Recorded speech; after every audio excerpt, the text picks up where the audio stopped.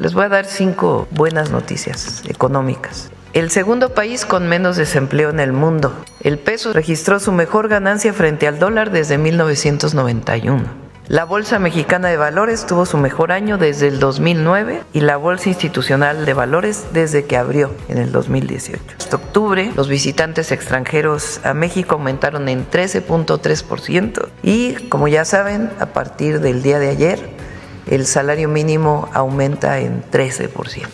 Vamos a presentar un esquema para ampliar la inversión nacional, la inversión pública y la inversión mixta. Va a ser un buen año en inversión en carreteras, puertos, aeropuertos, en electricidad, en petróleo, obras hidráulicas. Suficientes recursos para depositar todos los programas de bienestar. La caja cerró con más de 100,000 millones de pesos por lo menos en el cierre del 31 de diciembre. Ingresos históricos, casi 500,000 millones de pesos adicionales entre 2024 y 2025. Como dije, 2025 nos fue bien y 2026 nos va a ir mejor.